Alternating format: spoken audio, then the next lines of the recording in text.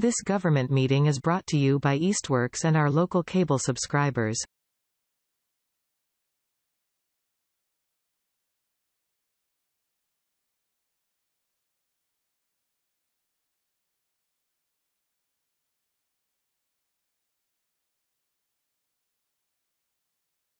It is 6:01. I will now call to order the October 7th meeting of the Easthampton Conservation Commission. This meeting is being recorded. This meeting of the Easthampton Conservation Commission will be conducted in person and simultaneously via remote participation online to the greatest extent possible. Every effort will be made to ensure that the public can adequately access the proceedings in real time via technological means. In the event that we are unable to do so despite best efforts, we will post on the City of Easthampton website an audio or video recording, transcript, or other comprehensive record of proceedings as soon as possible after the meeting. Should an interruption occur in which the online meeting ends abruptly, both the in-person and online meetings will not be restarted, and all agenda items will be automatically continued to the next scheduled meeting. Are there any public concerns, non-agenda items?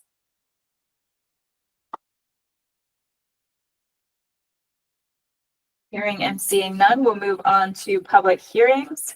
Our first public hearing is already continued to 11/18 at the request of the applicant. That's a abbreviated notice of resource area delineation filed by GZA Environmental on behalf of Crown Meadow Corporation at Holly Circle and Crestview Drive, Mass DEP file number 1510327. So that will be revisited in a little over a month. Our next item is a public hearing for notice of intent filed by the Berkshire Design Group on behalf of the Community Builders, Inc. for a new housing development at 385 Main Street, map 154, lot 32-1. This is Mass DEP file number 1510330. I believe we are still waiting on the updated stormwater report. So there's not a lot that we can do to really move on this. Did the applicant reach out for a continuance? Yes, the applicant reached out to let me know stormwater report is forthcoming and request a continuance to the 10/28 meeting. Okay. And similarly, Ava, there's nothing more that we can do until we have that with regards to the peer review, right? Precisely. Yep. The RFP for peer review is ready to go, except for the dates, which we'll need to set after. I will set after the applicant submits. Okay. Once we have all that information. Exactly. All right. So I think we're just looking for a motion to continue that. I have a question before about the Main Street project. I was looking for the feedback from the engineer that was a neighbor that had put in comments, I think, and I couldn't find anything on the website regarding his letter. You know if those are posted, Ava? Yeah, that letter isn't posted. I can share it with you if you would like it. Well, I think there's lots of people in the public because they're asking Would me like about it. Okay, I can post. Yeah, I'll post the engineer, the abutting engineer's comments. That'd be perfect. Thank you. Yep. Typically, we would read those into the record. We just, because we're waiting on the updated information, we haven't even discussed it yet. So that's usually it would be kind of posted with the record, but we can get that up. That's wonderful. And reading into the record actually is perfect when we actually do the hearing and they actually get you the stuff they promising. Thank you so much. We have a motion to continue this until October 28th. 10/28, motion to continue to 10/28, please. Second. All those in favor, Patrick? Aye. Ryan? Aye. Weeks? Aye. Carr? Aye. Motion carries. So we'll revisit this October 28th at 6 p.m.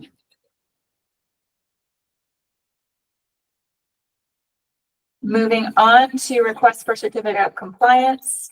We have a request for Easthampton Park Solar One LLC at 232 Park Street. This is Mass DEP file number 151293. Ava, where do we stand? Yeah, so the update I have is they've requested another continuance. I have let them know that their expiration date is coming up at the end of November. So there's only 2 more meetings between now and then. Okay. So they are aware of that they'll either need to request an extension or try to squeeze it in before that. Okay. So they're looking for a continuance to the next meeting as well. Yep. Motion to continue Easthampton Park Solar to 10/28. Second. All those in favor, Patrick? Aye. Ryan? Aye. Weeks? Aye. Carr? Aye. Motion carries. Any updates on enforcement actions? Yeah, so the one update on enforcement action I have is for Loudville, for 6973 Loudville Road, item D. And I am pleased to report that the $5,000 donation to Pascomic Conservation Trust has been made. Nice. And we have receipt of the donation, and it is there. So as far as I can understand from Cassie's notes, that was the remaining piece of the enforcement order. Mhm. That's correct. Yes. So I will close the enforcement order if the commission is comfortable with me doing so. Yes. Yep. Great. Do we need a motion to do that?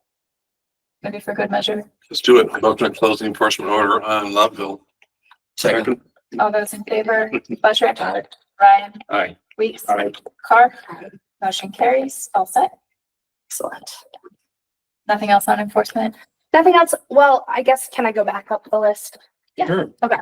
I just wanted to note on 476 East Street, we had a date to go out there. It had to get rescheduled. Something happened, yes. Yeah, Exactly. Yeah. So we're still going back and forth with Okay. the various neighbors around East Street. I will say 468 reached out today. They are also confused about where their property line is. Oh, boy. They're on the other side of the swale and the meadow. This was where 476 had said that they were also mowing past their property line. Okay. They are on the other side of the herbaceous material from the swale. I'm less concerned about that Right. side. Mhm. I asked him, to be safe, he could just keep mowing only within his fence line. He said he's going to try to figure out where his property line is. Okay, Yeah. sounds good. Thank you. Are we just leaving gall on indefinite hold? The 37 South Street property? I did actually speak with Matt Gull today, shockingly, and he said to reach out to his mother with regards to 37 South Street. So I'll follow up with Julie Gall on that one. But I spoke with him about a different issue. Okay. Okay. Moving on to open space updates. I know we have an update for Echo Deal. We do, yes. So we gave Chris Politan a letter saying that he needed to reach out within 10 days, and he did reach You out. did, yeah. Yes, and he expressed a desire to keep working on this project and has shown through his actions a desire to keep working on this project. He went out to assess the site on Thursday, and he did a couple of cut stem treatments while he was out there on some of the larger stuff he found. We spoke this morning where he gave me a report on his visit, and he provided this afternoon an updated treatment schedule, which is in the folder. It's underneath. It's all one. But we were thinking that his treatment is too late this season to be effective, right? So I Yes. need to actually tell me that's correct or not. Right. So I did speak with him this morning. So he's no longer proposing a foliar treatment for this season. That makes sense. yeah. He's expressing a desire, if you're amenable, Commissioner Ryan, to mow Yes, this fall. definitely. So he's looking for a mow this fall and then a foliar treatment in June and then another one. That later makes in more the sense, right? Perfect. Okay. And I have expressed, the strong desire the commission has to stay on schedule with this. And I think he understands. So Ava, I know there's costs listed in here. Is he proposing costs that are different from what was in the existing contract? They're the same. Okay, I think he just carried them forward. okay, great. Anyone else want to take a look at this? If he's gonna go forward with it, I would follow with his recommendation because we had the contract with him, but he just went silent and so we didn't know where he was, so. Right. And he had a family emergency was Okay. what he said.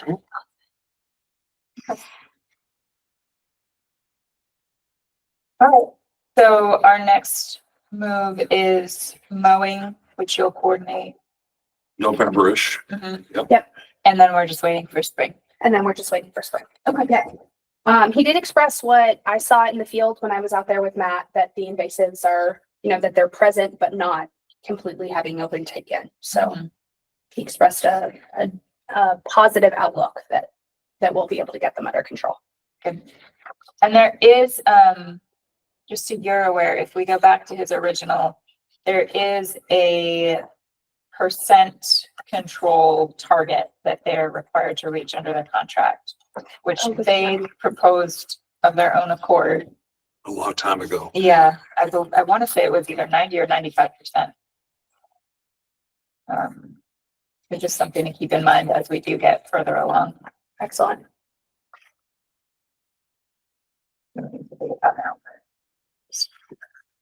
All right. Excellent. And just say something about community gardens, because it's kind of the same site. It's next to it, yes.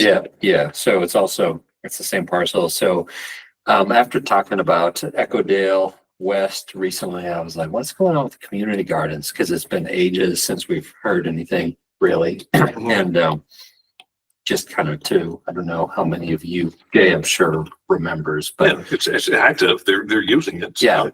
yeah. But when the city established the community gardens, it was kind of like Conservation Commission members set it up at that time. And so there's a garden committee now that's technically a subcommittee of the Conservation Commission, but we haven't really We never talked to them. We Yeah, never talked to them, so. exactly. They have been interacting with other city staff over the years, and so they have got a system going. It seems to be going. When we set the garden up, we set up some rules, which I shared with them to make sure they still had them. And then they have a separate account, which is separate from the Conservation Commission's main account and the Echo Dale West. There was money set aside for Echo Dale West stuff, which I don't know if that's contributing to some of this or not. So basically they've been working with the city clerk to do the annual budgeting and those kinds of things. Okay. And they do meet monthly, it sounds like. And, they have a treasurer and, and the chair. So, I'll probably go to one of the meetings at some point just get back to doing like annual, how's it going check-ins with them, just to make sure that it seems like what they're doing is within the area that we, established for the community garden back in whenever that was, 2010, 2011 or whatever. It's a lot.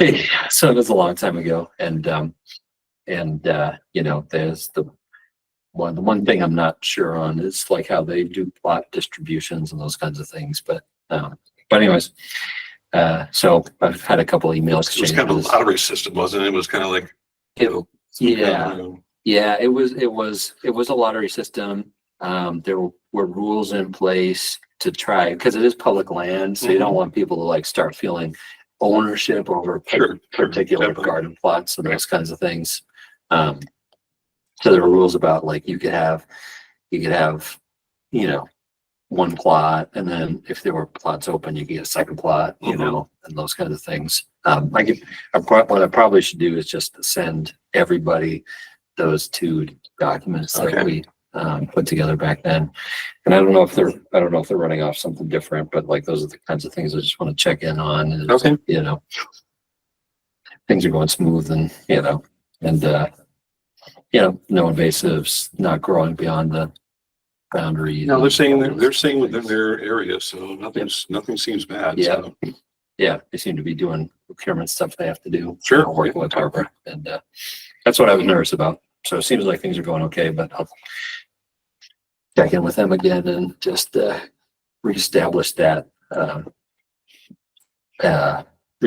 communication. Okay. I think you and I are the only members left from That when remember anything about. Yeah, from that point. yeah, and like the other commission members that helped set it up, they kind of dropped off the Concom. Sure, some of yes, them, right. and stayed involved with the garden committee, and then they moved, Julie Flayhive and Wally, what's the last name I can never Walter. pronounce. Yeah. Walter, yeah. Yeah, and then Rick Tufts, who was the treasurer for a while. But anyways, I don't think any of them are involved anymore. So Thank you so much, Commissioner Buttrick. Yep. No problem. And it's on my agenda to go to a meeting at some point too. of the Okay. garden committee. Do they have regular meetings? They do. They have monthly Still? meetings. Oh, Yeah. that's good. They just had one last week, actually. And Okay. All right. like, Nice. yeah, if you want to come tonight, go right ahead. I was like, plenty of meetings. So, You need something to do. So, Yeah, yeah, exactly. yeah. Yeah, That's good. Yep. Thank you. no problem. 385 Main Street, conservation restriction? Yeah, and it looks like we have Mark Walmsley here. I'm not sure if you have an update for the commission, Mark, if you want to go ahead and present. No, I just happened to see we were on the agenda when I was looking through, so I popped in. Hi, it's good to see everyone again. Just really what we spoke about, Eva, before. So, I mean, certainly you can present that part. My main update would be that I'm really happy to announce that Kestrel received, after we reapplied for the State Conservation Partnership Grant, we just received notice that we received that again, which is really wonderful to support the acquisition of the project. And it's really that grant that requires the conservation restriction on the conservation parcel. So we're looking forward to get the conservation restriction process moving again. And the state is as well. They've already assigned us a restriction reviewer. So basically we'll be working in the next month or so to update the restriction draft that the commission has already seen, just to make sure that it matches kind of the proposed project as it stands right now. But otherwise, again, we're happy to move it all forward again and happy to take any questions about the CR. That's great. Thank you so much, Mark. Appreciate that. So I did speak with Mark earlier last week about the legal access question, and he shared an A&R with the property plan. I can go ahead and present that. I do have an 11 by 17 in that file right there.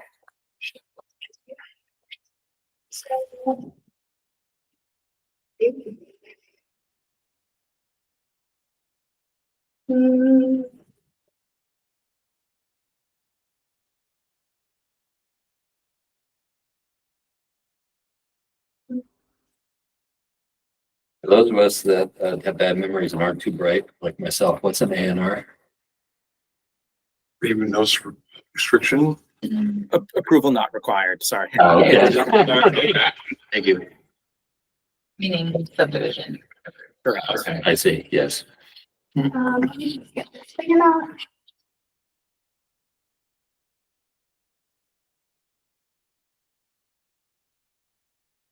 Okay, so my understanding of how it's going to My work. father was a printer, so we have clay paper at home. We have good paper. We always have good paper. You're upgraded up, nicer Always than the have good city. paper.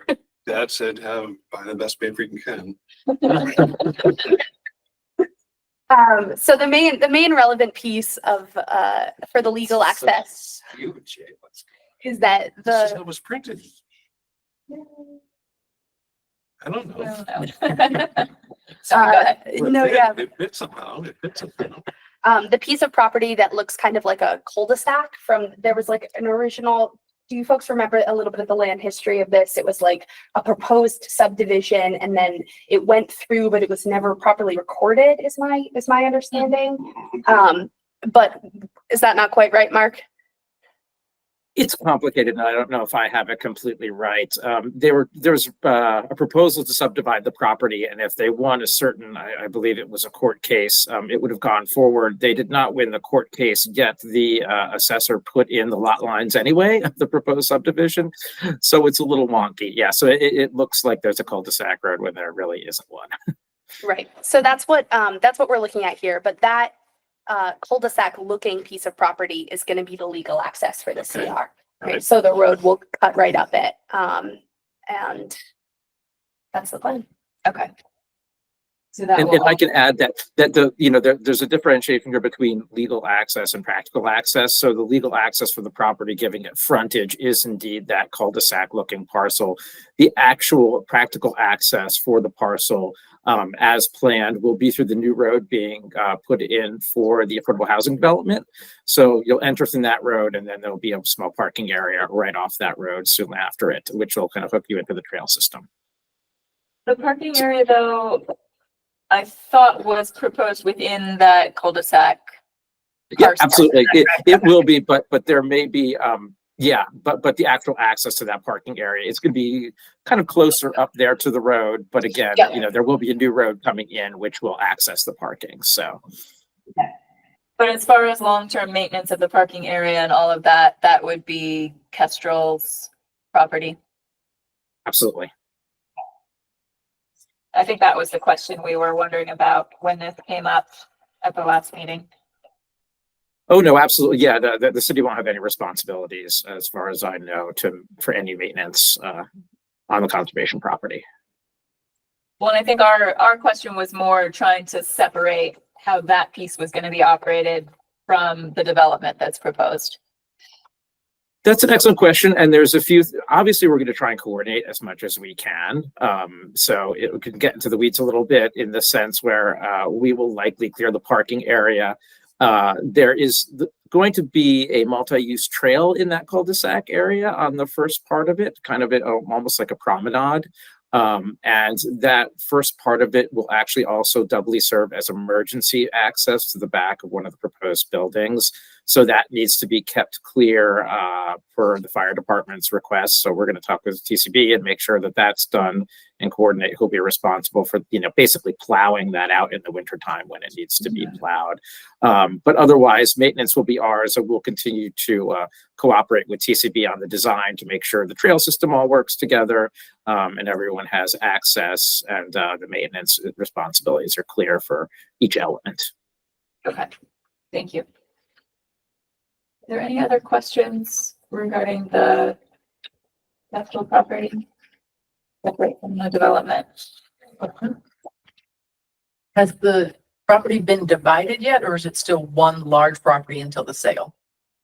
It's still one large property. I believe I have to see when the subdivision is going to be occurring through the ZBA process, is my understanding, which is something we haven't done before. But so I don't know. I don't know when the permit's recorded. That might be when the property is divided. I'm not exactly sure of the timing.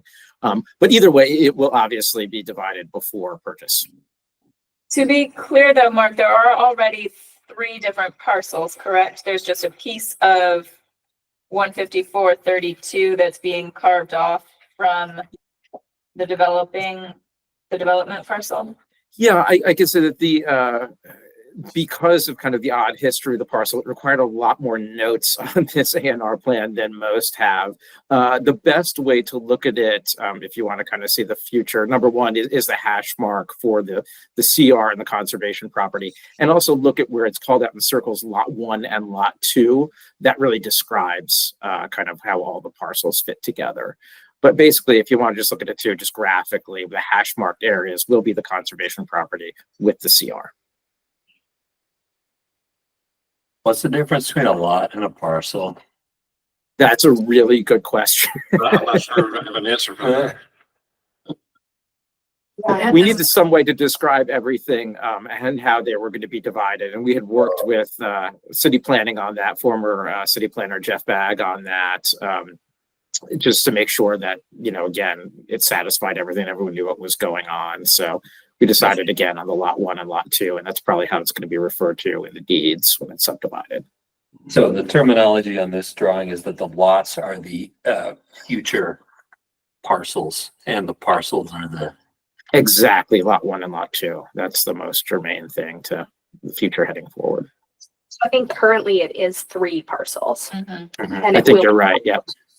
I think that transition is going to happen in one move, is my understanding. Yep. Correct.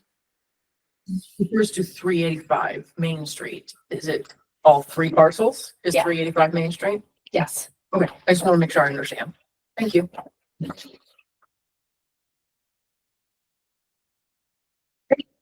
Does the commission have any more questions for Mark? I don't think so. Awesome. Thank you, Mark, for joining us today. Appreciate that. Thank you, everyone. Good to see you all again. Hope to talk soon again. Mark. Take care. The other piece we had on 385 was a further discussion of the MOA with Mass Audubon. Did the commission have an opportunity to review that draft? Yeah. Does anyone have any comments?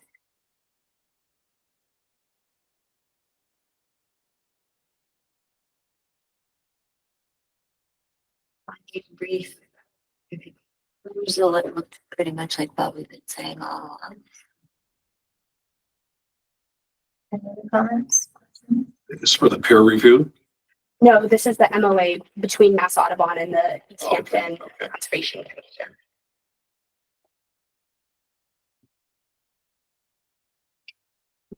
was interesting language about if there somehow is a dispute between the city and Mass Audubon and Mass about enforcement order that like they get to go forward with the enforcement, even if we don't lead to it. But I don't know, it's hard to imagine what that would, whatever caused that. I bet Julian, I could imagine just the things that come up, you know, like third parties doing dumping and having to enforce, I don't know, like who, I don't know. There's scenarios where you gotta think about, hopefully, and most likely nothing will happen, but. I didn't have any concerns. Great. Okay, good. Excellent. Well, then I'll take that back to Mass Audubon and let them know that we're ready to execute that when the CR goes into effect. Great. Borachowski parcel? Yeah, I guess I wanted to bring this up with the commission because it's surfaced on my desk again through both CPA and Concom, and I wanted to inquire if the commission had some institutional knowledge about this parcel. This was really a question for you, Commissioner Buttrick, if you had anything to share about this parcel or what the history of it was.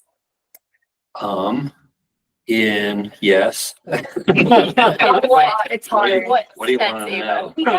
We got a mysterious check from GZA of them returning funds for it without a lot of specification as to what that was coming from.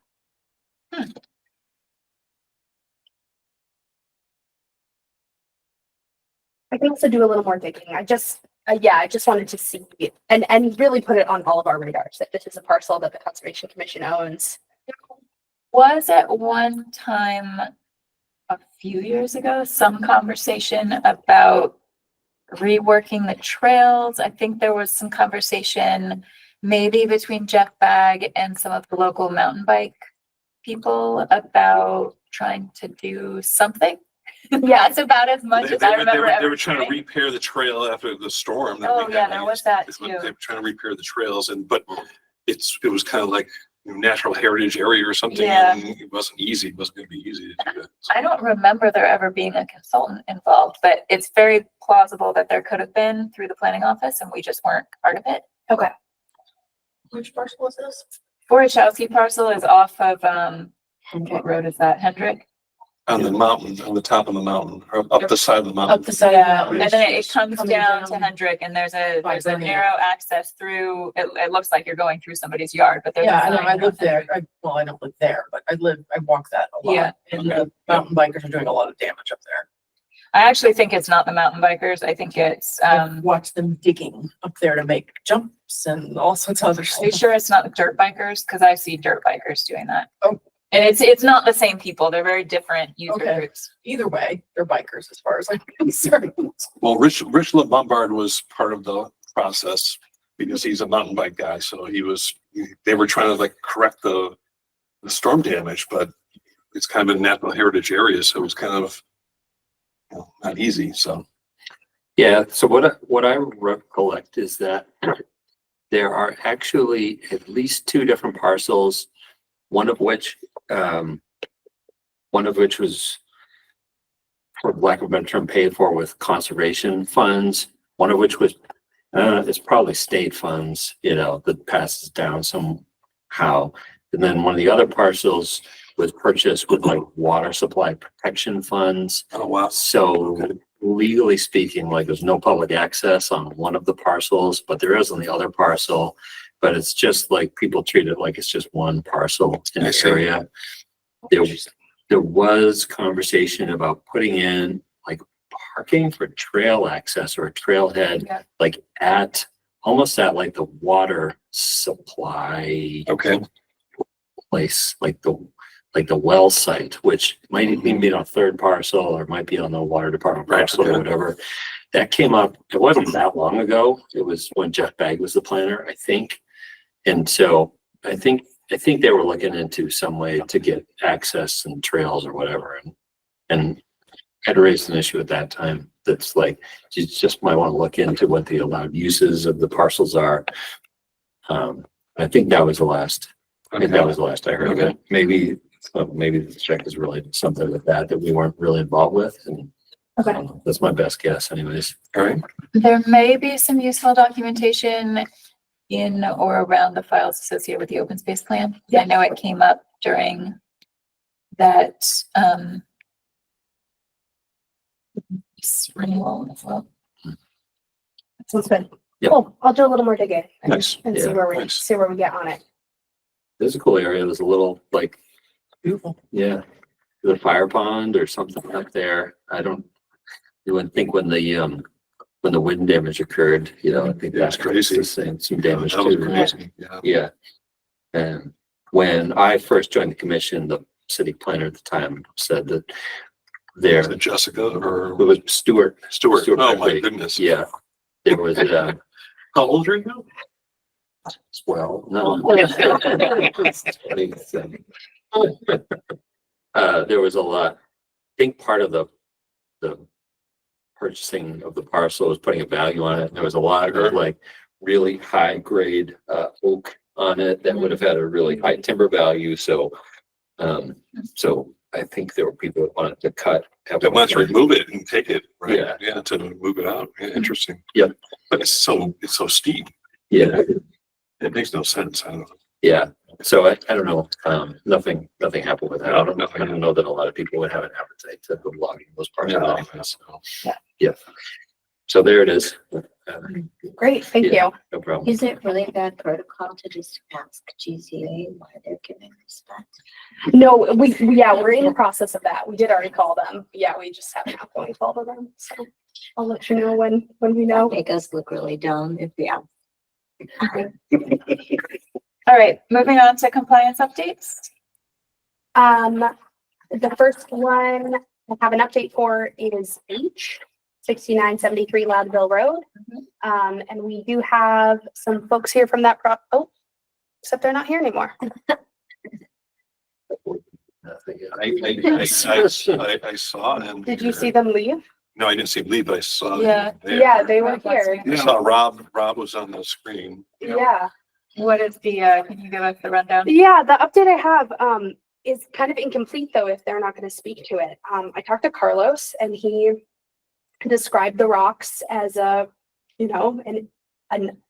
innovative way to prevent loose material from coming down the basin. But I was sort of like, you need to explain this to the commission. And I did explain to him, that the commission is aware that that's a deviation from the plan that wasn't approved by the commission, but he was going to present that for the commission tonight. If he's not here, I guess we'll have to wait and come back to that. Okay. Perhaps it occurred to him that rocks lined slope have been for 50 years and we've moved past that, but it's not innovative. Oh, right. Yeah, I don't know what the plan is. The next one I have an update on is 108 Oliver Street. So Commissioner Weeks and I went last Tuesday to the property. I'll pull up my images. We got the property owner out there. He's getting close to done. The main thing left is the restoration area. Unfortunately, he decided to mow his restoration area about 2 weeks ago. And so there wasn't too much to see. Okay. I explained to him that isn't gonna work for his wetland restoration area, replication area. And that he still needs 2 more growing seasons worth of positive vegetation reports for the site. But I can go ahead and show some images. Commissioner would like to see what it looks like.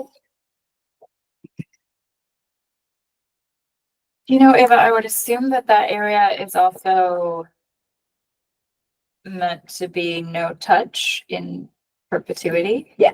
Okay. It's not an area that, that was my understanding. Is that Okay. it was designed to be left. He expressed a concern about invasive species. Felt like the area was developing some invasive species. So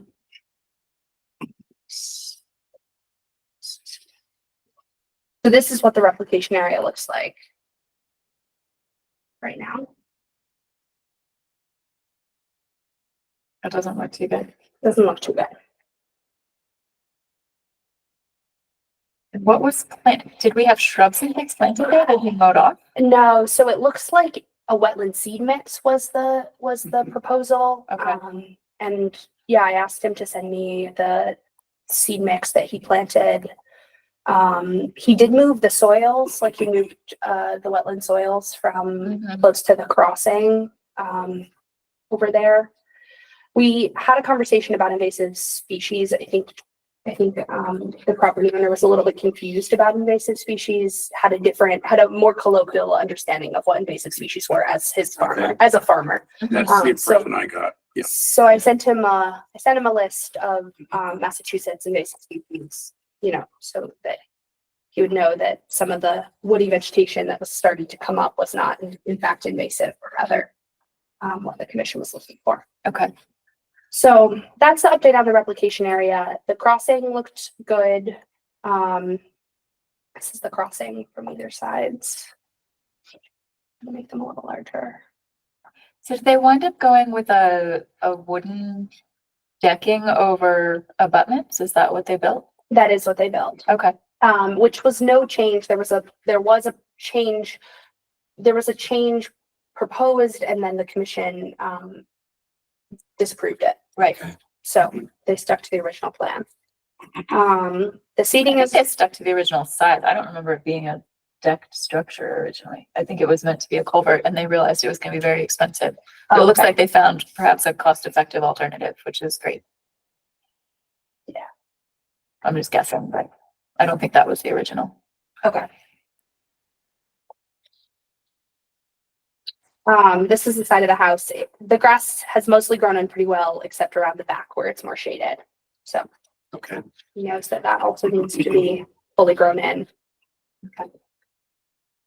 So, yeah, I suggested he apply for an extension because his permit expires this winter. Yep. And I think my sense was that the commission would want to see more evidence of the replication area doing well before even a partial certificate of compliance came through. Yeah, I think that makes sense. Commissioner Weeks, do you have anything else to add to from that report? From our visit, I have it clicking around in the back of my head that there was a potential issue with the as-bills for the house drawings.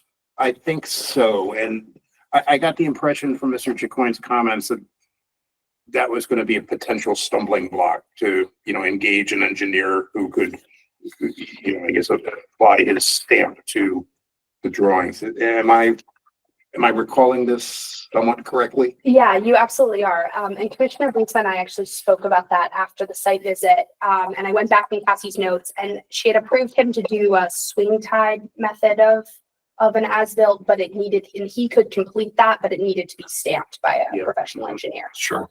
So I communicated that to him. So perhaps that's a slightly more effective option.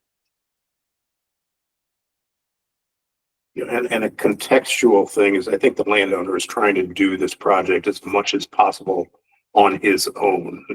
Right. And I think there's probably some financial limitations that he's experiencing. So he's trying to do things as inexpensively as possible. But obviously he would like to be done with us in a nice sense. Yes, that was very much my sense of it too. That's all I have on I. The next one I have updates on is L, which is the New Florence. I visited arrays 1 and 2 on Wednesday, and can report that those front arrays are fully stable. That grass has grown in, which was what the commission was waiting on. They're aware that they can remove the silt fencing along the roadway, all the erosion controls on the roadway. And now I guess it's the commission's determination if they can remove the silt fencing and erosion controls along arrays 1 and 2. And did we schedule a site visit to look at that? Or did you go out? I did go Okay. out, yes. And what do the areas around the arrays look like? They are fully grown in, like thick grass. I'm wondering if I actually have those images. Let me take a look.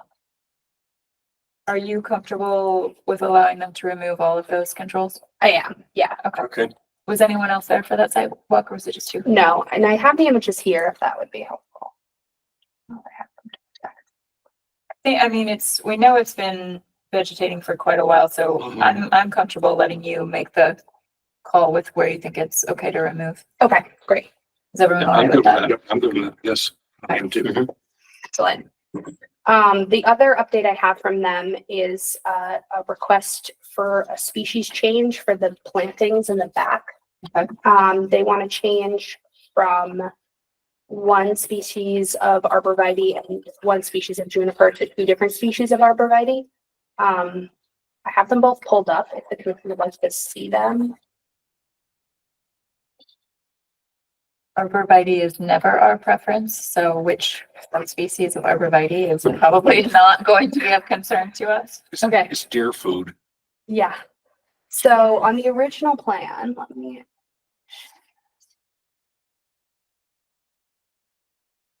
Hmm.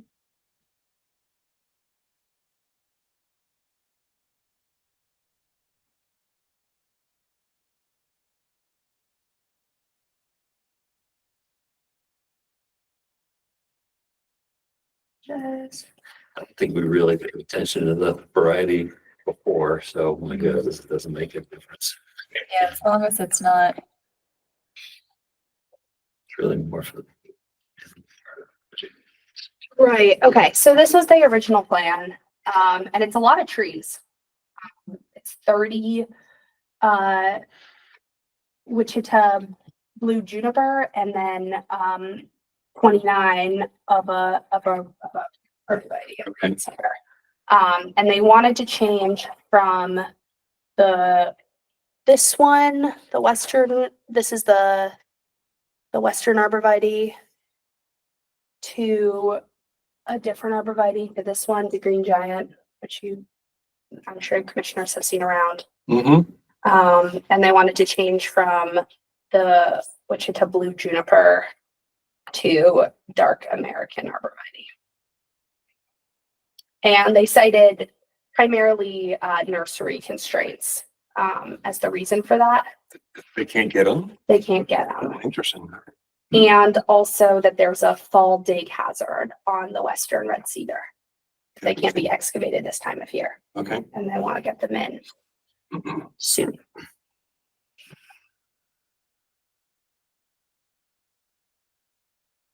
Yeah, I don't think we would have even noticed probably. I guess there's fall dig hazards on both of them. Yeah.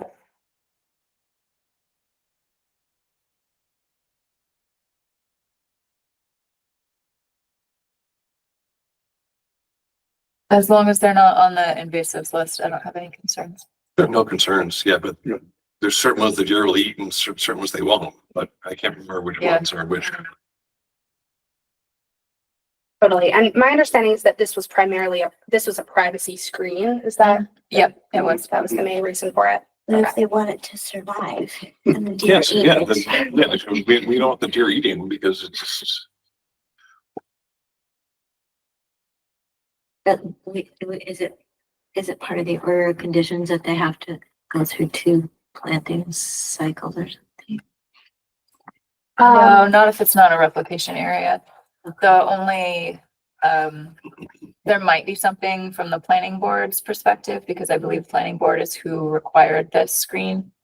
But it wouldn't be a concern for us, I don't think, because it's not even in, where is it relative to resource areas?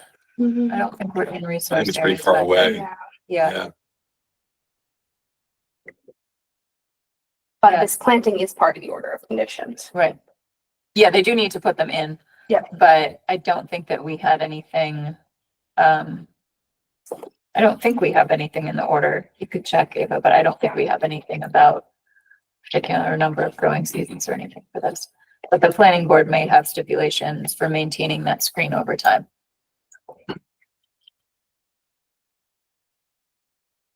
Okay. So I can tell them that the commission's comfortable with this. Mhm. Okay.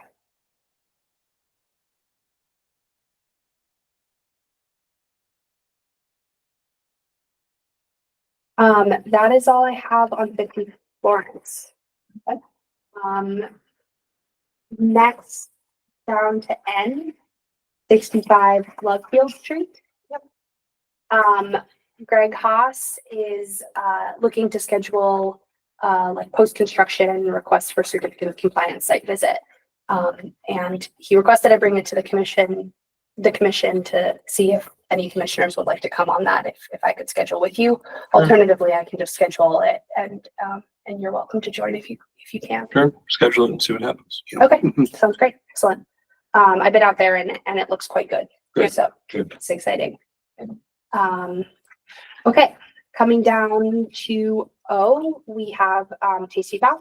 So the commission was going to discuss the RFP with the scoring guidance.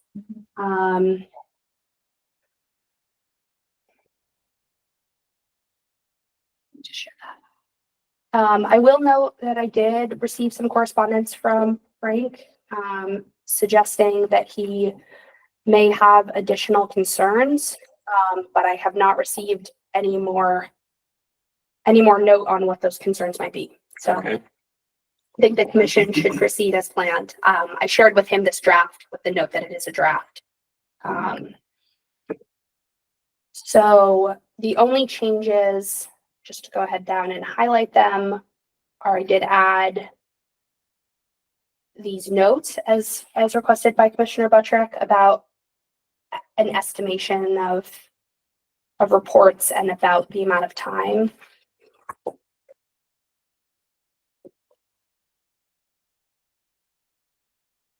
And just so everyone is aware that these notes are really just so that we're comparing apples and apples with the proposal, so that all of the proposals that come in use the same amount of time and the same number of reports for the proposals. And the time estimate is what the applicant permittee thinks is the number, or did That's not what the permittee thinks is the number. That I took that number from previous minutes. That was what Leston and Sampson had proposed. Okay. Yeah, but I mean, we're asking for hourly priced Yes. proposals, right? So like the final if the installation is fast, then it won't be 3 weeks, you know, Exactly. less time. So this is like a basis for comparison. I would, if it's not too late, tweak the wording slightly so Yep. that rather than saying we're estimating it'll take this long, Oh, just say we ask that you assume this amount of time for the purpose of your budget proposal. Okay. yes.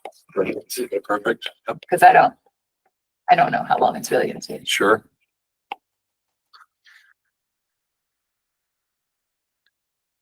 I was also curious under, where it says, the bullet under where it says 75 to 100 stormwater reports, conduct at least one site visit per month to review and confirm on-site compliance with the order. Conduct additional site visits as determined to be necessary at your discretion. That's gonna be in my breath. I don't know. The sticking point, should we not say more what we want on that, or? I can just imagine the applicant coming back and saying their discretion is, we have to pay for their discretion or something. I just wonder if I'll raise a complaint. But maybe I'm just, I mean, the point of this bullet is we're gonna check monthly for compliance, and if you're not in compliance every month when we check, then we're gonna have to go more often. So to my mind, there's a pretty easy workaround for that for the applicant. Keep your stuff in compliance. Okay. Okay. I'm good. I'm That's good how with you limit your costs. that. I mean, I'm good with that. that's fine. Yeah, that makes sense. Should I be even more explicit about that in this bullet, do you think? Conduct additional site visits. if it wasn't a concern for Mike Owens in procurement, I wouldn't be concerned about it. Okay.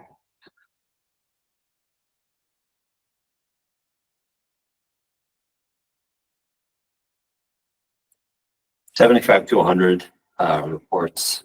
That's based on, well, like 2 years of construction or 1 year? The 1 year, so that's based on weekly and then some. Okay. Weekly plus every Weekly after plus 0.25. Yeah. Seems high, but for a 1 year, but who knows, I guess. You could just maybe make it 75 Mhm. Totally. and just ask them to estimate based on 75. Yeah, that makes sense. That's only 23. That's 23.25 storm events Okay. in a year. Which could be low or could be high depending on the year. Right. For sure. But again, they're only gonna pay for what happens. happens. So Yeah. we just want everyone to give us an estimate based on the same number, so it's easy to compare. Right. So the main piece we're going to discuss today was the scoring guidance. Mhm. Commissioner Carr sent me some good questions about that. You want to kick those off? Yeah, I mean, they might not be that important. I don't really know. I've never looked at a rubric like this before, but they're saying that some of the scoring aspects of the rubrics seem to fall in between scores. And for example, it says under project experience, project experience is somewhat similar to the requested scope and services and references are included. They get score 2. It's not very similar to the requested scope and services and no references are included, then they get a 1. But what if it's somewhat similar, the references aren't included, then do they get like a 1.5 or a 2.5? Like, can we do half point? There seem to be some areas that weren't covered, but maybe it doesn't matter. I think you could address that by making the not advantageous score 1 read project experience is not very similar to the requested scope and services or no references included. There you go. Yeah. That works.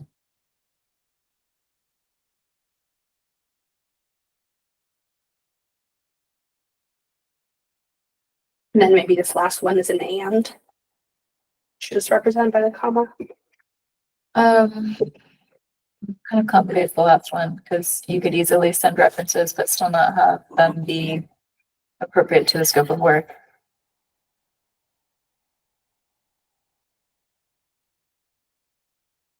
I mean, this could also be an or, right? Project experience is not at all similar.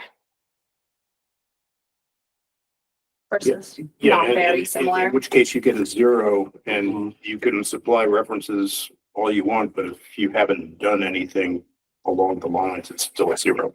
Okay. Yeah, I'm not sure the references are relevant at that point if the experience doesn't match.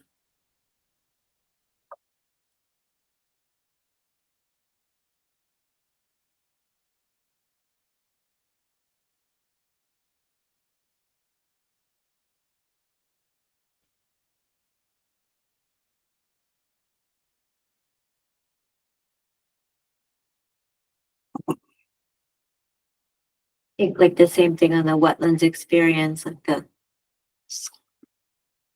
let's see, no team member has at least 3 years of experience. You get a 1, and no team member holds a professional wetland certification. Oh, those are both 1s. Okay.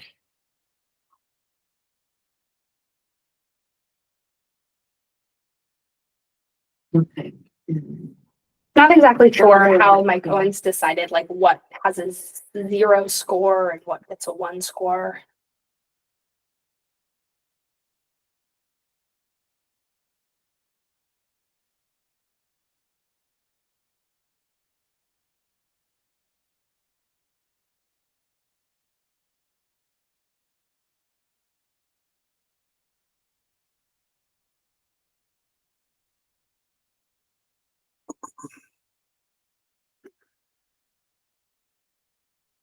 You know, okay, that. Which one have we not read yet?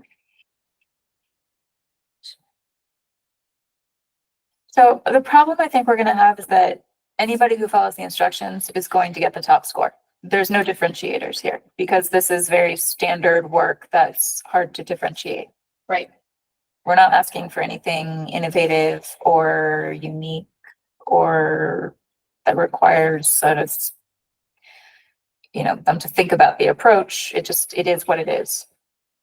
So Oh, so you're saying like, they're all gonna get the Yeah. top score if they follow the directions in the RFP. And- Right. And they're gonna have this to know that I need to follow the directions to get the top score. So you'd be silly to put in a proposal that doesn't give you the top score. Okay.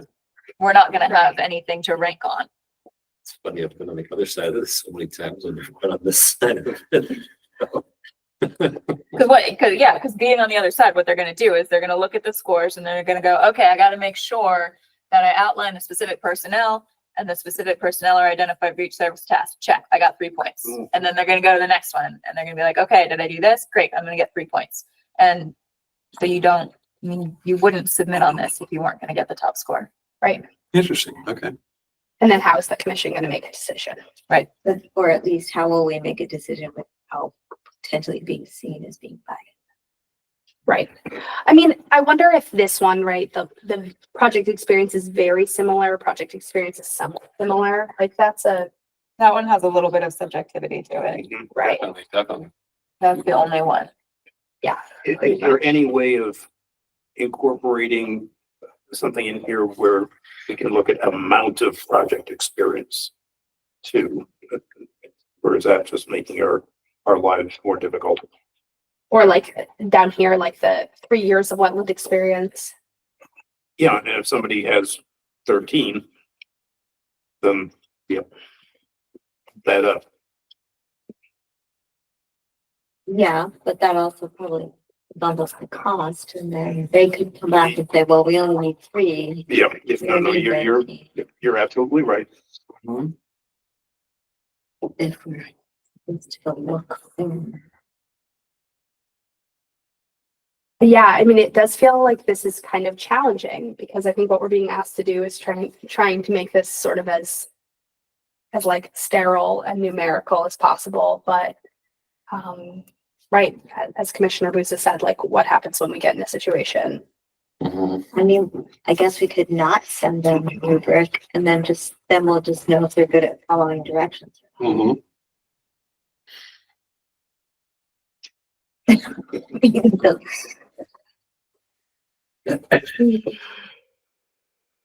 I mean, how do we take price into account?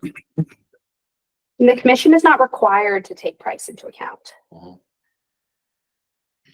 mean, the way we have it laid out here is we could use the rubric to say, do they meet the qualifications or no? Or, who most closely meets the qualifications. And then of those, then we say of those that meet the qualifications, what are the prices, and then pick the lower price. That would be the way, if we issued this, that would be the way to do it, So we pick the top score, but in the case of ties, we Right. go the lowest price. And I guess the question for the commission is, do we feel like this scoring guidance, a person who gets a perfect score in the scoring guidance would be equipped to handle the task? Yeah. But then if somebody gets less than a perfect score, they can still handle the task. That's correct. Probably. Yeah. But I guess these should be pretty straightforward, numbers to hit, like Julie's saying. If you read the RFP and follow it, and there's like, a dozen firms that You have many winners. could get the same score. But also like the first question about identifying the personnel, right? You could Yeah. identify and outline the specific personnel and identify them for each service and task and get a score of 3, but they might be not the right personnel, right? Right. Like that's just a checking off a box thing. It doesn't tell us that they're actually appropriate personnel. But that's what the You can next get the one does. maximum points. And then they might change the personnel by the time they do the task. References for each person identified as a team. So is it points per person? Are we going to score each person individually for our team members? That's a good question. Blue point. Or do an average score? Because you could very easily get the top score for stormwater sediment control oversight and have somebody that has far less experience with wetlands. Sure, So how do sure. we merge those two together into this? Or is the commission expecting two main team members, a stormwater person and a wetlands person? Not necessarily. Would a You, I mean, wetlands person be a stormwater person They could also? be- they could be the frequently, same yeah. person. You have to think so, yeah. yeah. But they may not want to have their wetlands person tied up Sure. doing all these stormwater Right, inspections, in which case they might have someone Okay. else who's perfectly qualified to do that, but not the wetlands work. So I could see it going a few different ways. Interesting. I mean, does an average seem useful to the commission? Because if we have two categories for two team members, either we're doubling it if it's the same person twice, right? And we're having it weight heavier against the other factors. Maybe we could do it as, stormwater inspection team members score and the wetland scientist experience and reference score. And then if those happen to be the same person, fine, you just rank the same person twice for their experience in different areas. And you don't feel like that's captured by this one down here, the wetlands experience? So if we got this, what's the other one supposed to get? It's a good question. I mean, maybe this one is supposed to get the stormwater person.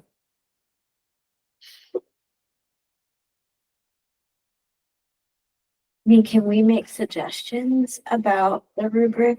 Yeah, and I'll just take them back to my co-eds. And are there other qualities that we would want in a firm or in a staff that, like, I don't know, plays well with others, or, you know, whatever we decide the quality is that would make them appealing to us as a committee, or has experience working with other Concons, or, I mean, maybe that's everyone. I think what I would like to get in there for this question is the scale of the project, as well as the stormwater experience piece. The scale of the project. Like the geographic scale of the project. Okay. Yes. Okay. We want someone who hasn't just done like, Small projects. yeah, like Okay. single family homes or something. Right. So if I'm advertising a project for public construction bidding, will, I mean, it's low bid plus, but you have to show like that. Well, Yeah. Yeah. You have to show the contractor meets minimal qualification requirements. So we'll put in here, if you meet these qualifications, you know, we'll put in something about types of projects and then also like size of project too, which we Okay. use as like a dollar value, you know, to sort of distinguish it. And then so if you pass that test, you know, then it becomes a price-based selection. I don't know if we've figured out for sure how price gets incorporated into this. I feel like when I've seen these rubrics before, it's almost like every person involved in selection will make their own ranking and then it gets compiled and averaged. And they might be, instead of scored like this, it might just be like, here's 4 proposals.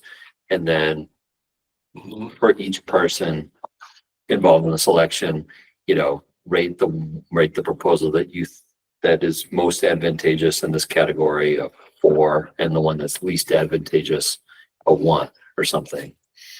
And that way you're forced to use the ones and twos or whatever, you know. Okay. And it takes because, you know, how would we come up with these numbers? Would we sit here together and discuss and agree, or would we just each rank them, you know, and then we give them to you and then you average them, you know? Yeah, my assumption was that you would each do that you would Yeah. each rank them and then I would take the average. Yeah. of each one of them. these questions really aren't set up though to let you give somebody Right, a 4, 3, 2, and 1 if they follow the directions. right. Yep, But exactly. it's supposed to be objective, so Mhm. Yeah. as long as they check a box, That- you get a point, there's no subjective interpretation of the Yeah, applications. been a long, I'm trying to think of a specific example I've seen, but what I'm thinking is one where price is half and then this is half of the score. And Right. then the committee members just rank like qualifications, the proposal demonstrates that the proposing firm is qualified to review the stormwater, and it's like, most advantage proposal gets a 4, at least advantageous proposal gets a 1 or something like that. And then those scores get averaged together and then you get a total and then based on price, that gets a number and then it gets all added up, somehow. This is, I guess, is a different rubric than what I've Sure. seen. Sure.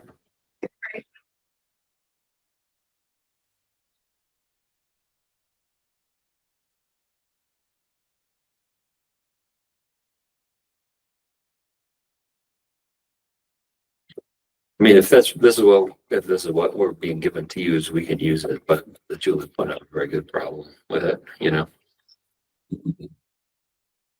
I wonder, Ava, if it makes sense just to take one of those comments back to Mike Owens and see if he's got some ideas of how to address it. Okay. Would the commission rather go forward with more of a ranking system? It makes it easier to, It's not, I think that makes the most sense in a project where somebody's approach matters. Mhm. This is very formulaic, what we're asking them to do. yeah, There's not a lot of room for creativity in carrying Yeah, out this work. Sure, sure. So so we, they're not gonna sell us on how they're gonna do it. Everybody's gonna go out after it rains and they're gonna look at what's happening and they're gonna receive a report and they're gonna review it. Like that's just what's gonna happen. So, I mean, maybe I wonder if it does make sense then with a couple changes. So figuring out if we want like a stormwater team member and then Mhm. something in the experience about scope of the project, scope of previous projects. Yeah. Maybe it does make sense to, if we get enough proposals, to potentially let there be high scores and then, like Commissioner Buttrick said, go off of the lowest score. Or lowest price, you mean? Or yeah, the lowest price, excuse me, yeah. If there's ties, to Yeah, go off of the I think lowest that price. might be the most straightforward thing to do. yep, Cause I do think, I just could see, given how we got here, anything that involves sort of more ranking of Right. proposals against each other being seen as more subjective. Right. Mhm. Yeah. So then all we need to do is decide if the ranking is weighted along with the price, or if the ranking is just like, yes, they passed the test, they're qualified, and then let's look at prices, Well, what we were initially asked to do was to follow the rubric and then award it to the highest ranked. So I think the ranking carries the day if there's only one that gets the top score. But I think we're gonna have to go to price to break ties, because I think we're gonna have ties. Right, okay. Okay, Is the commission comfortable with that? Going to price to break ties? I think so. I think so. Can I ask a question? Sure. So is there any way to assess conflict of interest? If any firm applied that may have ties, too strong of a tie to the developer, that may not be a good option for choice, and then also the overall quality of the work. Just in sort of learning about some of this process, I learned that some engineering firms have really good reputations and some of them don't. And certainly what we've seen for proposals coming in from some engineering firms, they don't look so great. And I'm wondering if the same is true of water firms, where someone would be like, yeah, I use them because they're the cheapest, but it might not be the best work kind of deal. There's a way to sort of assess the quality of their overall work separate from their proposal. Yeah, I was wondering about that earlier because it says experience and references and of course, everyone's gonna provide their best references. But then if you were to look at like Google reviews of those two companies, people might have very different opinions. Well, you're typically under mass procurement law not allowed to just use hearsay about how somebody performs. I get that. I was just wondering. if You have to there's call some references other way, and have a process for reviewing references. right? So you might also ask Mike Owens, if there's a standard process that we need to use if we want to call references and how those would come into play, since we are asking for them. Yep. Seemingly. Another rubric, yay. You raise a good point. So we rule out our internal conflict of interests and don't invite those folks to propose. But that's a very interesting point about how we would assess conflict of interest with the developer. And there is a, I believe for the city's engineering contracts, there's a conflict of interest form, a state form that you have to sign. Yep. So perhaps we need to request the same thing here. Yeah. But we'll need Mike's input because that would again be geared towards conflicts of interest related to working for the city, since they'll have a contract with the city. So I don't know Okay. how we assess conflict of interest with the other party. I'm not sure if that's covered in that form or not. Okay. Yeah, and it gets to be subjective, like what is a conflict of interest Right. in that case, you know? I mean, I could imagine asking them to sign something that basically says like, I don't have a conflict of interest. I'm not sure that works. Yeah. Yeah. What is a conflict of interest? And even if they worked with the developer before, does that mean that they actually will have more of an eagle eye on them or less? Based on, I guess part of the reason I ask is the day that he came and was pretty tied up or he was agitated. He kept mentioning a particular person Mhm. that I wasn't sure if that's where his goal was. And So, yeah, he was referencing their wetland delineator from GZA, who they used for this project. We would automatically rule GZA out and not invite them to propose on this. I get it. Okay, that makes sense now. But they may have similar partners that they've worked with. I suspect because they try to do everything in-house and play all the rules themselves, that they don't have too many outside partners. Mhm. But it's a good question. I don't know. It would be a good thing, I think, to try to get at somehow. Okay. I just don't know quite what that looks like. Mhm. Okay. Yeah. Yeah, I'll ask Mike Owens, how he suggests Mhm. we move forward. It is a little bit tricky though, right? Because Yeah. he's used to figuring out how to manage conflict of interest within the city. Right. Can we just give him our scope and like? Let him figure it out. Yeah, he comes up with a rubric and just tells us what to do. rather than- Yeah, right. 'cause, Well, you know. that's what this That's what was. this Oh, that's what, I mean, okay. we now have we're- now questions we're- and issues, yeah, but- okay, now we're- We gotta go back and forth All right. till we get to something that makes sense to us. Well, I mean, we could just follow this and see what happens. I just don't want to extend the process out, you know, that long if Right. everybody, you know, everybody's above average. And just to clarify, so because there's this bullet point down here about wetlands experience, Mhm. are we thinking that this one up here? Should I make the wetlands one more similar to that one, like with the references included? And then add, Yeah, that would be good, I think, to include the references down there. okay, Particularly, yeah, because if somebody doesn't have the PWS and all they have to go on is the 3 years of experience, we might call references to make sure that they actually have the knowledge. okay, Because some 3-year wetland scientists are fantastic and some 3-year wetland scientists are not really sure what they're doing yet. That's just the way it is. totally. And this one I'll change to storm. I think so. I think that makes sense, because then that covers the two main functions, right? Mhm. And it would be sort of stormwater, sediment erosion control. Yeah. Lumped together there. And what do we think construction inspection certification is? I'm looking, following along with my phone.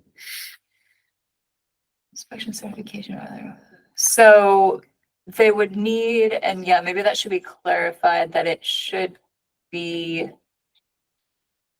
This looks to me to be very similar to the language that NIPDES is using now, Mhm. which that certification can be as simple as doing like a 6 or 8 hour curriculum on the NIPDES website for free. Mhm. That gives you the basics. Okay, that's specific to stormwater. Yeah. Okay. Yep. This sounds like something, Oh, yeah, I Something guess else. this is maybe different. yeah. It says though specific to erosion controls, pollution prevention controls, and sediment controls at construction sites. Whoa. Maybe I should just read the whole thing rather than Yeah. read just the There you first go. sentence There you go. There you go. and react. So perhaps to make this section more aligned with the stormwater, what we're calling the stormwater team member, Mhm. I'll set it up so that it also has a 3, 2, 1, because right now it just has 2 and 1. You're welcome to try, but my sense is that Mike did this purposefully to give the same score for being either a PWS or the 3 years. Totally. There you go. Yeah. So I'm thinking that will stay. I'm thinking the way that he has it written up here, as project experience is very similar. So something like wetlands experience. Well, I guess this is very specific about, do we want the person with wetlands experience also to have done similar projects in addition to having references? I think it would be ideal to have the wetlands person have construction oversight experience in addition to pure wetland science experience. Because delineating and standing over a contractor and saying, hey, you can't do that, that's in violation of your permit, are two very different skill sets. Okay. Yeah. Okay. So then maybe So yeah, maybe it's 3 years experience related to wetland science and wetland protection and project experience on similar construction, Yeah. something. Yeah.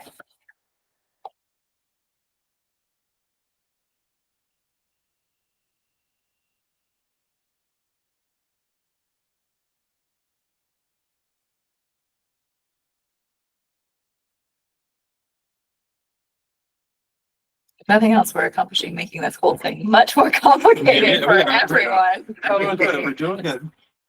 Okay. Yep, I'll make those changes and I'll check in with Mike Owens about conflict of interest. And I'll ask him about the standard process for references as well. And we'll see if Frank gets back to me with more to say. Okay. Sounds good. And if this goes through, I sort of have my doubts, but if this goes through my Owens, if I make the changes, Mhm. it goes through my Owens. Put it out, please. Okay. The lawyers never agree on anything. Yeah. Okay, all They right, protect cool. themselves. So So you get procurement and legal to be okay with Yeah, it. you did Yeah. good. All right. Thank you very Okay, much. cool. Yep. I have my doubts, but we'll see. Okay. That, I guess one other, that's all I have for Tasty Top. That's all I have for O. Okay. Coming down to P, for Housing Authority, I did receive a stormwater bond, which is Great. great. So now they're moving forward with their other pre-construction requirements. I just sent him a long list today. Okay. Was that, just out of curiosity, did they get tired of waiting for a response and decided just to do it, or did we get an answer? No, we did get an answer. Okay. Yes, from the city solicitor saying, It should be it separate. should be separate. Okay. Yeah, Great. That's Good to good know. then. That's Thank good. you. and they were able to get that. Excellent. Maybe some trouble. You couldn't see it going either way. Yeah, there you go. But I guess I wanted to just clarify with the commission. So they have there's the whole list in like attachment B of their order of conditions of all the pre-construction. Does attachment B include pre-construction requirements that wouldn't be applicable for them, like that are just sort of standard, or are all of those?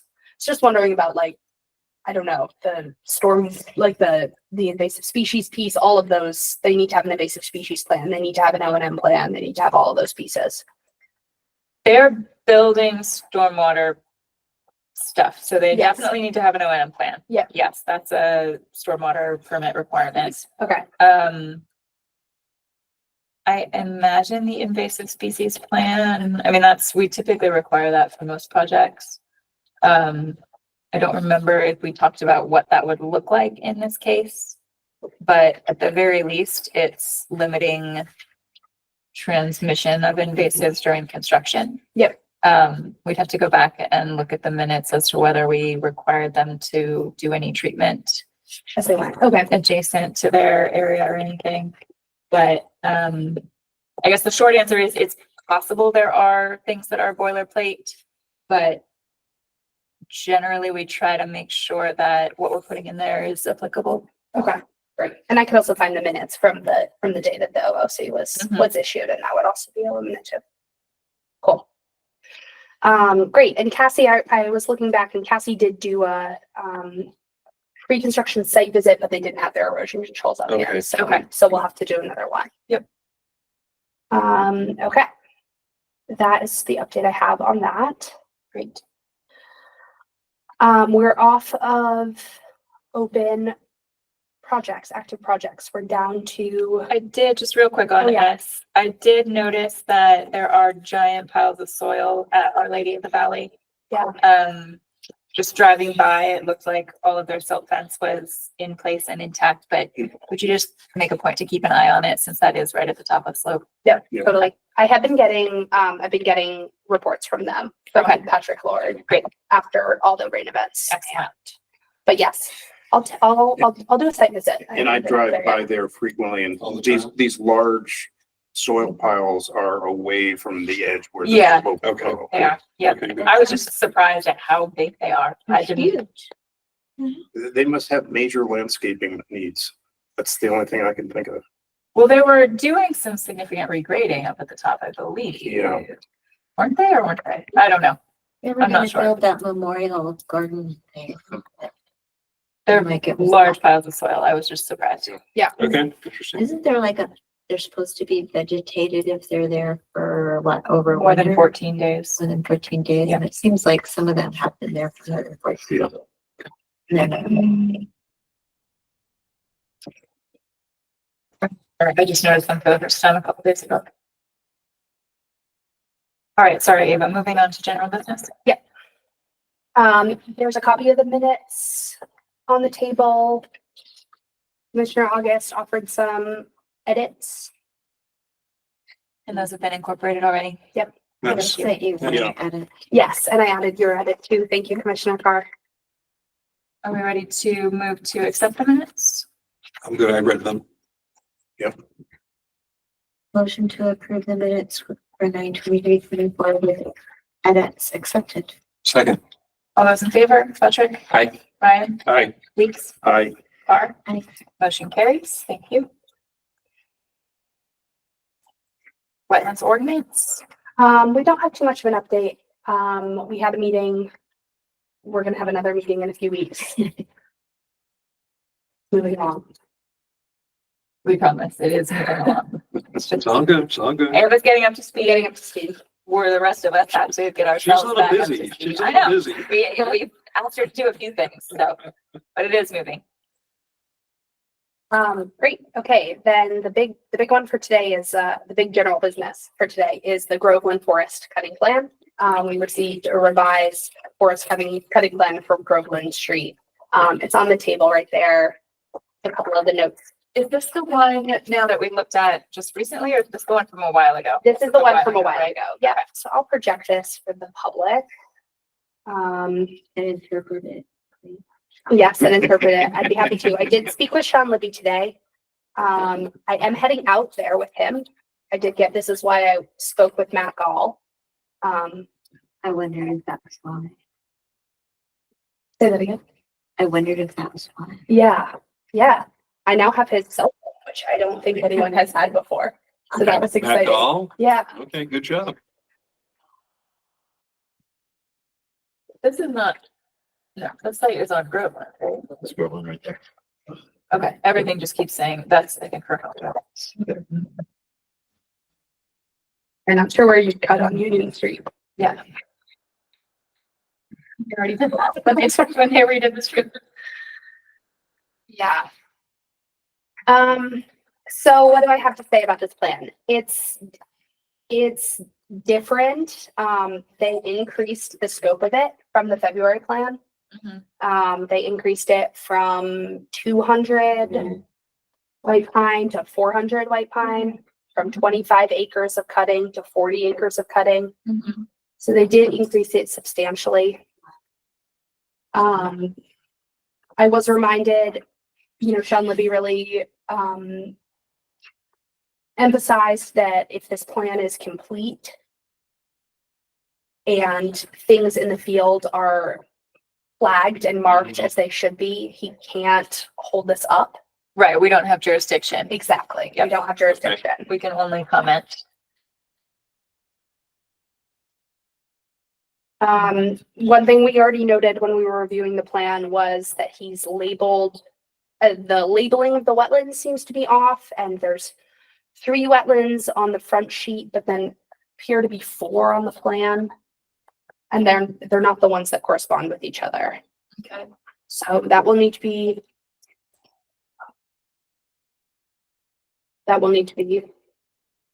edited. Okay. Are those little boxes that say out, are those the city-owned parcels? Yes. Maybe. Those are the city-owned parcels. How are they gonna locate those? Yeah, are those gonna be flagged in the field somehow? Yes. By a surveyor, by? Right. So no, by what Sean Libby said is that they will be flagged by the forester by using GIS and a GPS unit. That is certainly a concern, and that was part of his notes in the original disapproval. Right.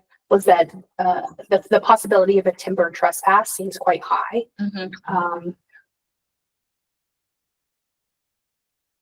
It doesn't, the way he described it to me, it doesn't seem like that on its own is enough grounds for him to disapprove it. If they're flagged in the field, regardless of if they're flagged correctly. Has anyone talked to the city's legal counsel about this? I have not spoken to the city's legal counsel about I wonder this. if it's worth a quick conversation just to see if they have any deeper concern or input or standing that we don't have with respect to how that's handled. Make sure that we're not cutting on city property. I mean, to make sure that they're not cutting on city property. Can do that. These are always tricky situations because we don't have jurisdiction, but we certainly have authority over, well, the city has authority over the lands that belong to the city, so. Right. Right. It is a challenging situation, right? Because of how small they are. Right. If you imagine bringing this to land court. Yeah. If there was a timber trespass, it wouldn't even necessarily be the Conservation Commission's. No, Yeah. No. and yeah, that's why I think they should just at least put it on the legal counsel's radar so that, because it really wouldn't be our issue, it would be theirs. Okay. And on this map, is the WH, is that the wetland? Those are the wetlands, right? But they're not labeled corresponding with the front page.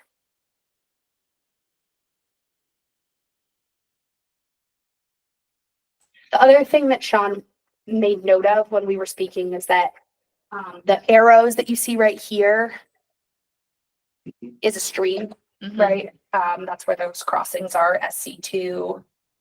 And He noted that he recalls last time that there was some BBW that may not be flagged along the stream. So that's something we're gonna have our eye out for when we're Okay, out there to see if there's additional BBW along the stream. okay. What's a filter strip? What's what? A filter strip, the FS1. It would be an area that they're not allowed to touch immediately adjacent to the stream to allow for disturbed soil to be Okay. captured before it hits the stream. Okay. Typically. Yeah, I did in the ongoing project updates file that I shared with the commission, I did include a forest cutting Conservation Commission FAQ. Mhm. I would the commission like to see it right now that Mark Stinson recently shared. I just thought of it because it includes, You shared it in the Groveland Street file? no, it's Oh, it's a I link. see, I see. Yeah. Yeah, I can share it real quick. So it had a description, I thought.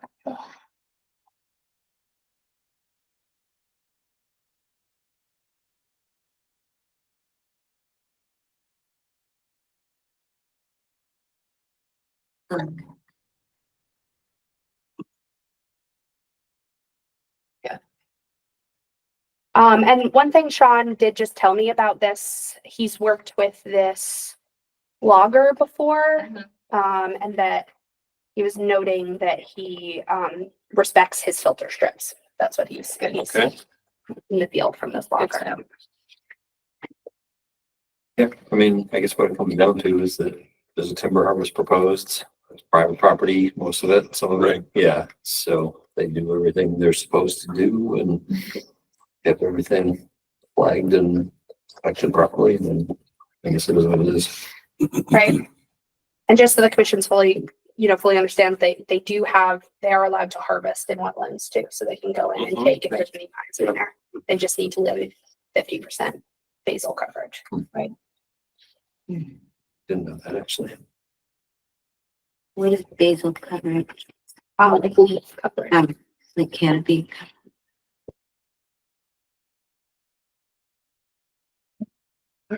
So no comments from the commission. I'll report on my site visit at our next commission meeting, but just so the Okay. commission's aware, it will probably be too late. Would the commission like those photos by, like a report by email? Because by the time the next commission meeting is, we will have passed the comment date. Okay, I see. Did we submit, I feel like we submitted comments back in February. Yeah, So, I mean, I imagine that they're not substantively different, even though the plan has changed. I can pull those up.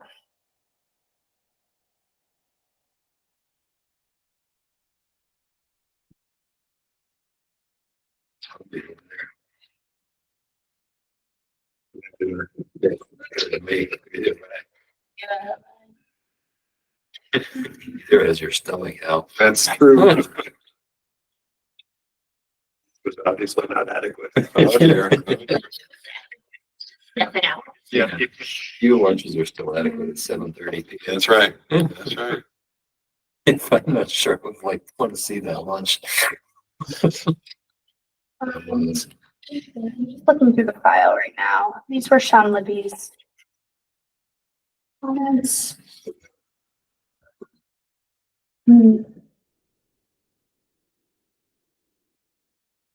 These are the city's properties. There are a couple. But yeah, because it's not only cities properties that are. It's some there's other- Some other properties. Yeah. It's kind of like paper streets and all kinds of crazy Yeah, stuff going on in that area, right? They only have 2 parcels labeled out on the forest cutting Okay. plan, Okay. bigger, but Yeah, I wonder if we could figure out which ones those were. Yeah, I guess to that point, I mean, any other parcels that aren't theirs are also out and need to be labeled appropriately. That's true. I'd forgotten that there were non-city parcels owned by others in there also. still have parcels in there that have been. Ava, how are you? They don't exist, right? They're paper streets, right? Here, To this file folder, I may have not shared this whole folder. Maybe you could just share that in the ongoing projects updates. Yeah, absolutely. For the whole folder. Yeah, I'd be happy to do that. Absolutely. Yeah, Cassie must have done this. Yeah, I think she did. Nicely I done. remember her doing this. Yeah, so if you could share those comments, that would be helpful. Okay. That sounds good.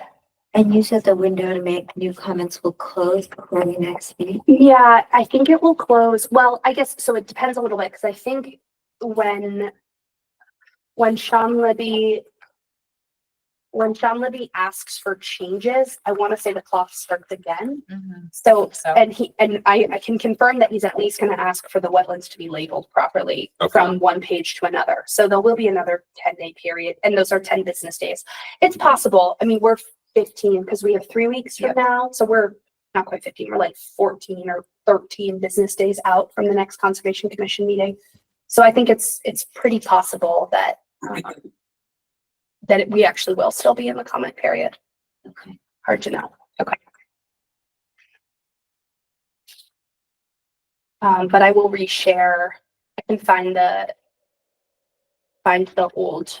comments made by the commission, confirm that they're still relevant, and reshare them. No, Commissioner August asked, when will the plan be enacted if the area is accepted by forestry? They have up to 2 years once it's approved. And I can certainly, for Commissioner August's next question about whether or not Concom can visit, I'm certainly welcome to ask if commissioners would like to do a site visit, or if commissioners would like to join on Thursday. I think we did want to do one back in February. Back in February. I don't think I was here for this discussion. I don't know where I was at that point, but I think we did want to do one, is my memory. I'll share the Thursday site visit with you, with folks, and then should we make a determination after I see what I see on the ground, or? Well, there's some issues on the property where Bernie was digging out to make water go across the streets that don't exist, and he was playing around with that, but that was years ago. But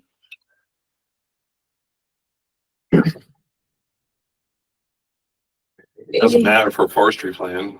it doesn't matter for a forestry plan, but if you have been invited onto the property to review for the forestry plan and you're noticing violations that pre-exist the forestry work, I'll let you know. that's a different question. Okay. Yeah. Yep. Because that we would certainly have jurisdiction over and just probably don't know about if it is back there because we can't see it. Yeah, but Bernie's gone and, Right, nothing, I don't think anything's happened, but right. you could see what you see, so we'll see. Okay. It's always an You adventure. see, so we'll see. And you'll see Well, what you know, he thinks. isn't that, it's very Super complex. profound. I know, you should write that down, put it on bumper sticker of your car. Another question by Commissioner August about this hand-drawn map. Yep. Sean Libby did seem to say that this is pretty It standard. is pretty for standard, yes. The way he described it to me, he was like, it's like asking a farmer to show you where he's gonna cut his corn. Yeah. Like it's similar Right. to that. Right. There's just one more piece of general business that just came in late, so I didn't have an opportunity to add to the agenda, but Okay. an update on the Harnett Manhan trenches. The trenches at the Harnett Manhan Forest. So I spoke with Beth Gula, who's their like conservation easement and property monitorer, about the property, for any New England Forestry Foundation. She said, like we saw in the field, that they signed it as closed in mid-September. She expressed that NEFF is treating it as an issue of high concern and that they're working on a restoration plan that they would be happy to share with the commission. Okay. Yeah, they do. Yeah, she expressed some regret that action was not taken sooner and appreciates the commission's concern. Okay. Sounds good. Let's see what they have in the works and. Yeah. Great. Thank you. Just out of curiosity, because other people have asked me, if there are people observed digging down there still, how handle that? It's a great question. Yeah. And she did actually ask that if I hear updated violations to send them her way. So I think you could send them directly to Beth Gula at New England Forestry Foundation.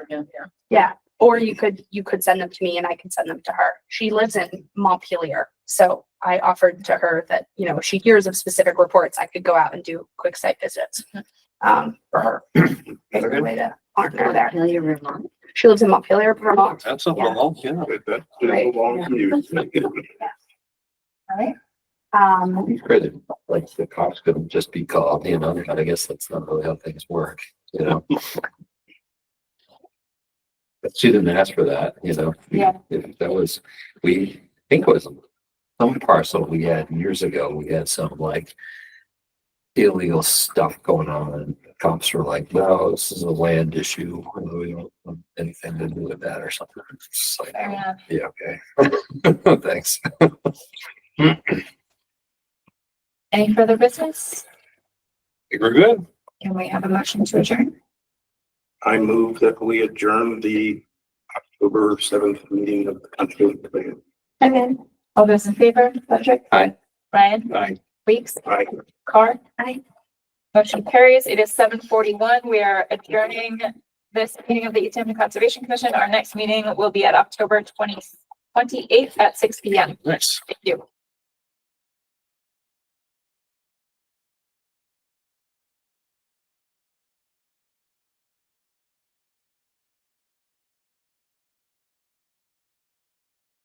This government meeting is brought to you by Eastworks and our local cable subscribers.